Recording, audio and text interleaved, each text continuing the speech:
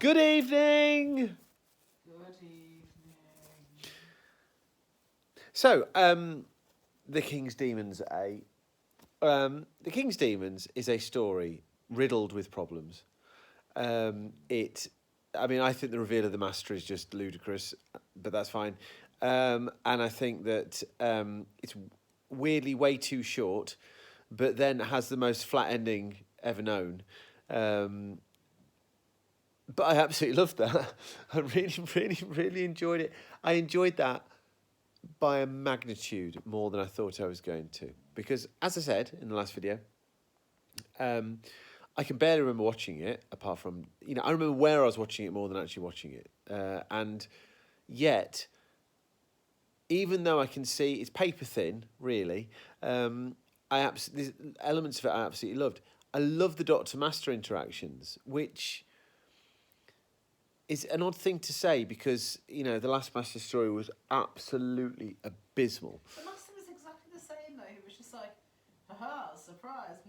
Yes. Yeah, Yeah, I'm a and bit over this Master. well, Maybe they could regenerate. I think that is Ainley's problem.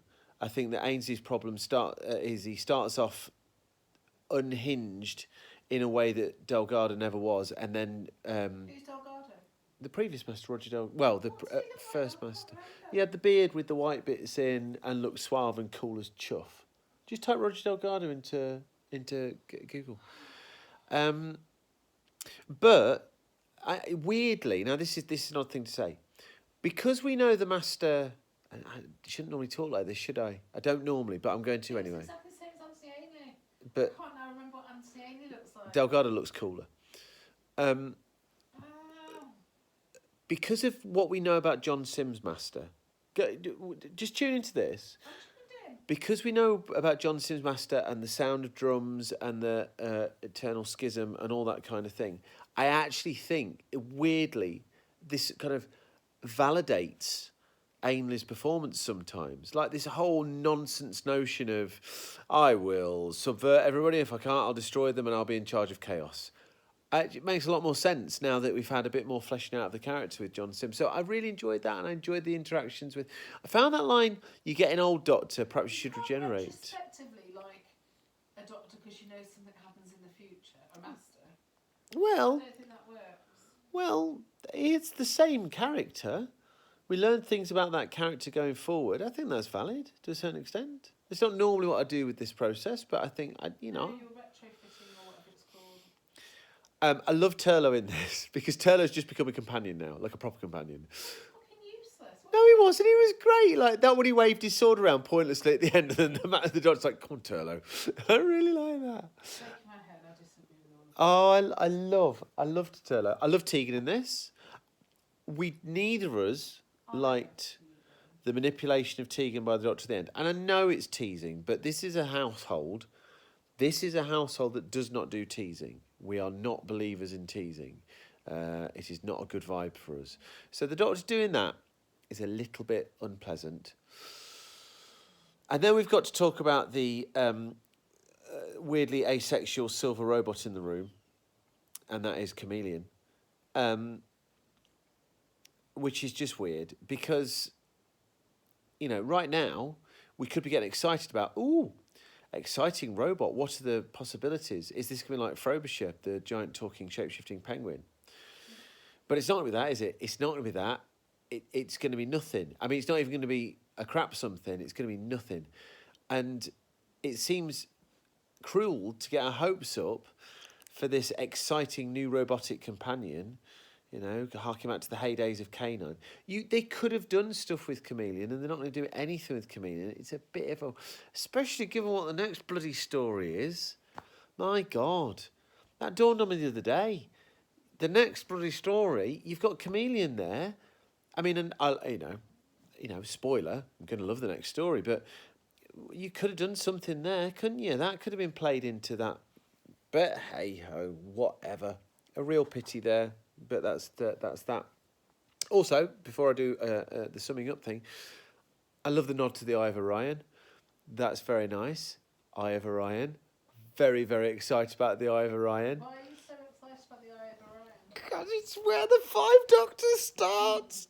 I'm so I'm so excited.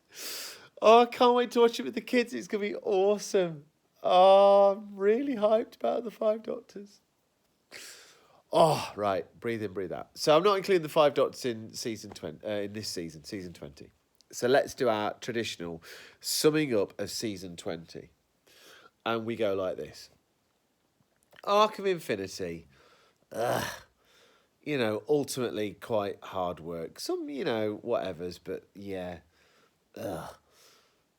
Snake Dance. Awesome. Like really, really good. Really, really good. Mordred Undead. Okay. I still can't get over the fact that it's the Brigadier in it, which is horrible because it's the Brigadier and I love the Brigadier. Had it been Ian Chesterton, my whole take on that story would have been different, but it's not. So there we go. Terminus.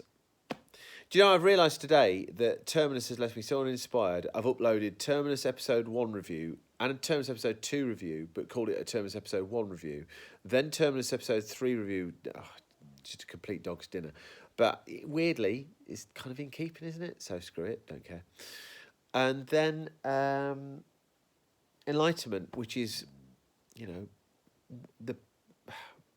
I would say, is Enlightenment the best Davison story so far? Which one was that? The ships in space.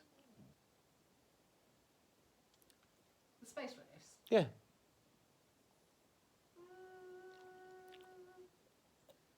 I don't know. I don't think so. Sorry, I was going to say. That's fine. I mean, what's the contenders? You'd probably say Kinder, you'd probably say Snake Dance, and you'd probably say Earthshock, weirdly. The ones I was thinking. What were you thinking of?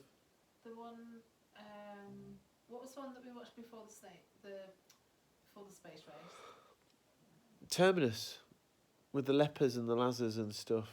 Maybe not. Mordred Undead with the Brigadier. Yeah, I like that one. Okay, cool, fine. Horses for Courses. And then the King's Demons, which is an odd way to round off a season, let's be perfectly frank.